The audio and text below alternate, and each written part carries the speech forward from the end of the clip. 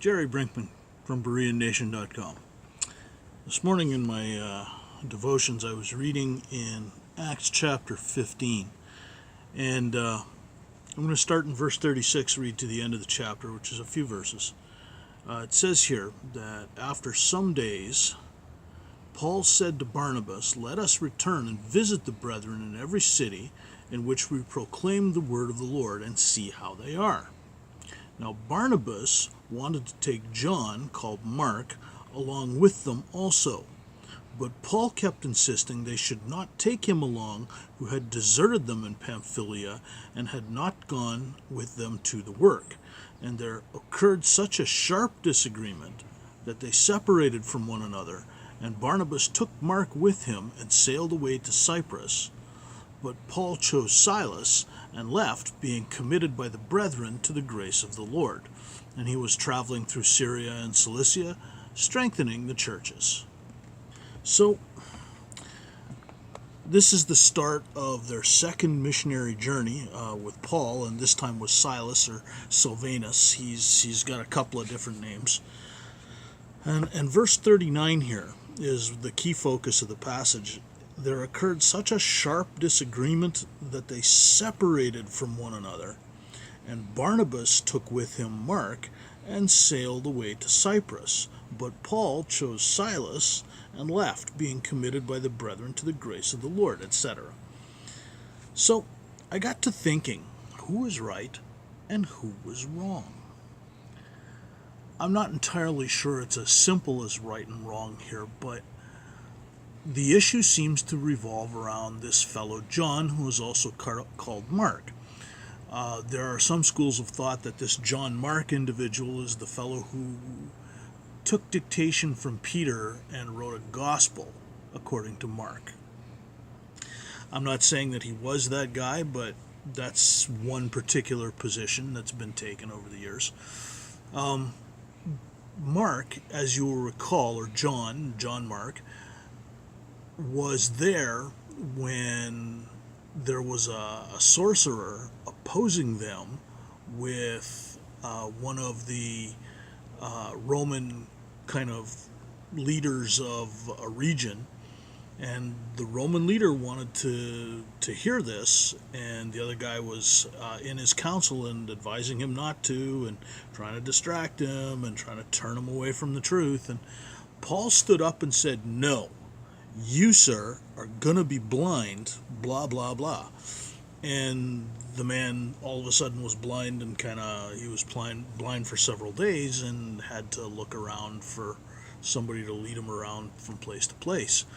Well, I guess this freaked John Mark out so badly that he left, ran away, and went home.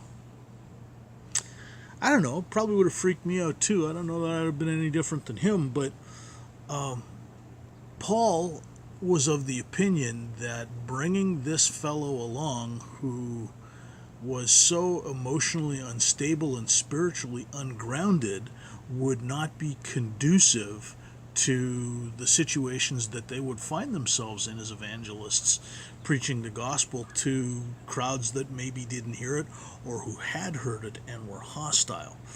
Barnabas was of the opinion that he deserved another chance. Who was right? Who was wrong?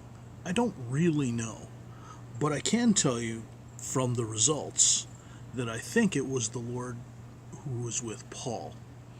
Why? Well, it says that Barnabas took John Mark and went to Cyprus, and that's the last we read of Barnabas in the New Testament. And then Paul, it says, chose Silas, and these were the two that were commended by the brethren. And their exploits on their second missionary journey are nothing short of legendary. If you're with us in our studies in 2 Thessalonians right now, you'll know First Thessalonians. 2 Thessalonians is coming. In our study in 1 Thessalonians, you'll know that Silvanus or Silas was actually one of the authors of that letter, named by Paul right at the beginning, along with Timothy. And as such, that letter was written on the second missionary journey from a city called Corinth. I'm not saying that Paul was right, but Paul seemed to be the one that the Lord had the action of Scripture follow after that. So from Acts chapter 16 to roughly the end of Acts chapter 18, that's the second missionary journey. And Barnabas isn't anywhere around it, although John Mark does occur later on. Now, having said that, how do we make our decisions? Are we making our decisions based on the realities of what has happened? Or are we trying to make our decisions emotionally because we are connected with these individuals in some way? Perhaps we were related, and in fact, John Mark was either his nephew or his cousin, I don't remember, the cousin of Barnabas, that is. And well, it'd be good to expose the young man to the gospel and blah, blah, blah. There's all kinds of ways you can justify it. But the point is that maybe he wasn't ready. And if the disagreement was sharp enough to cause Barnabas and Paul to separate, it must have been a very serious disagreement indeed. All over this one fellow, John Mark.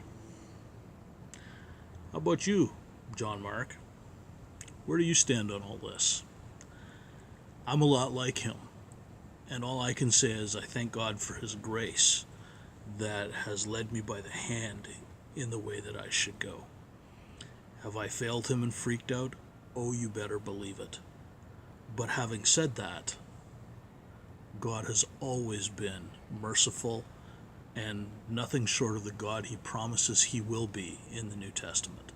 I have never done this right. I have never been the Christian I have promised I would be. But God is always faithful. So how about you? Will you turn and depend on God's faithfulness? That's your choice.